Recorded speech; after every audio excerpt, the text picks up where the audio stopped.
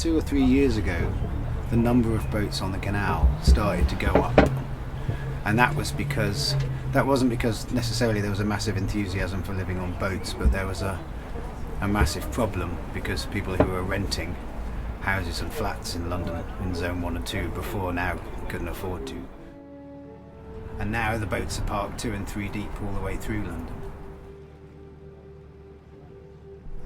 The approach the Canal and Rivers Trust has taken to trying to solve that problem is to move people regularly.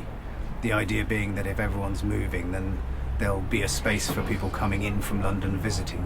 Though having watched the overcrowding situation in London since they introduced those changes, it doesn't seem to really be having much of an impact on it. It just means all the boats are moving all the time, but there's just as many boats as there were before.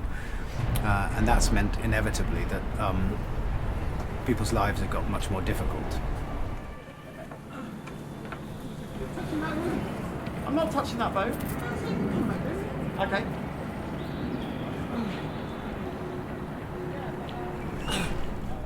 They actually sort of say to you that you've got to move in 2 weeks. We know you've got to move in 2 weeks, but most of the times there's no way to move in 2 weeks. Okay, so they're actually sort of saying to you, if you don't move in 2 weeks, we're going to cut your license. Yeah. So they turn around and sort of say, if you don't actually sort of move every 2 weeks, then when you come to get your license again, we're going to cut it back to about 3 months, and then we're going to police you. Hey, hold on a minute! I didn't know this was a prison! Da da da da! Don't tell me about the canal. I basically made a canal, but there's things they've turned up. They're actually sort of bringing up all these rules and regulations that people who've actually sort of been there before them times, and they're not taking noticing of these people. They're still taking these people as normal people, and they say, no, man, I've been da. So those people are getting them pushed off. Yeah, quite a few of them.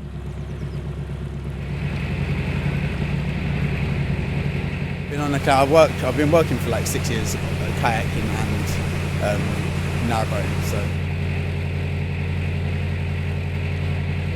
it's been really packed now on the canal. You see triple mooring over here, it's exploded. Permanent moorings are a rip-off, I think. They're about 900 quid a month, yeah. So you might as well get a flat, I think. Well, around about a mark. But on the other side, it's free, so you just have to move every 2 weeks. And, you know, all you need to do is pay your sort of boat insurance and a waterway fee, which isn't a lot. So maybe a couple of months' rent will be a year on the canal. No, it's alright, lads.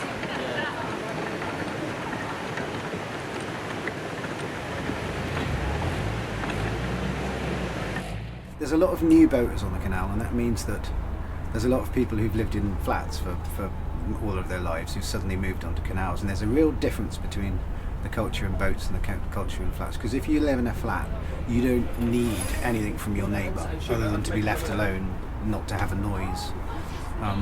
If you live on a boat, you need your neighbours all the time because no one's got all the tools you need to get through a boat life in a year, but everyone's got one of the tools, and so you ask other people for help and support. And when your boat blows off its mooring, the neighbours will sort of tie it up for you again and stuff. And so the culture that was always here, which was that the boaters knew each other and looked after each other, has got a little bit more complicated because there's a lot of shy people who would normally live in flats.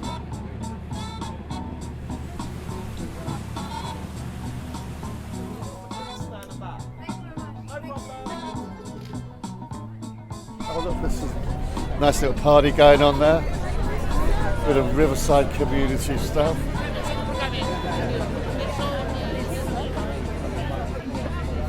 I like these black ones, they look quite sinister, don't they? It's like a little funeral one. These probably got about 3 bedrooms on and a nice living space. This is really swanky. That's like that's probably a new build, isn't it, that one there? Looks very... Yeah, kayaks, just like... Yeah. Yeah, I love it. It's great. It's a good experience, and it gives you a very good counterbalance to the life in London, which tends to be very hectic.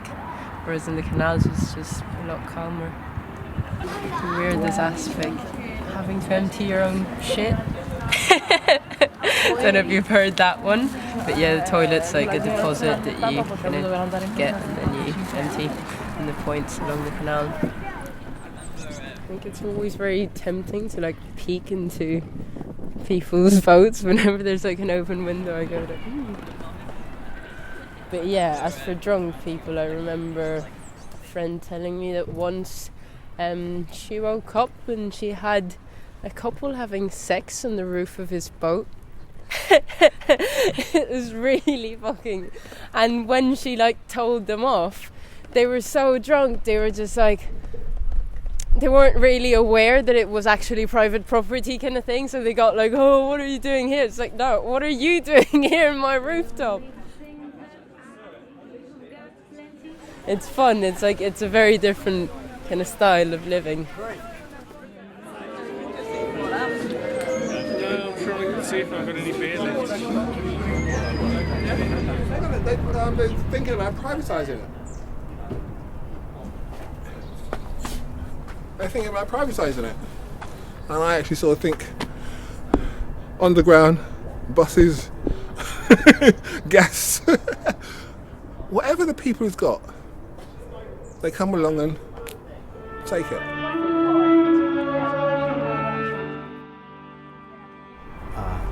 I'm very reluctant to stop because I like this lifestyle and a lot of people like this lifestyle very much. But it's being made more and more and more difficult to do it.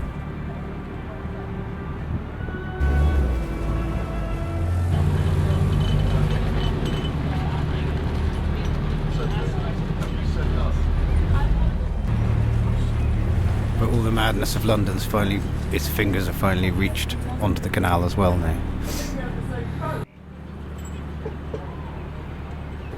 And that's what we're heading to, slavery, basically. But it's not just the dark skin now, it's the last. If you're not actually sort of in with the... you're in the slave market, right? And that's all I can see coming. I can't see anything else coming.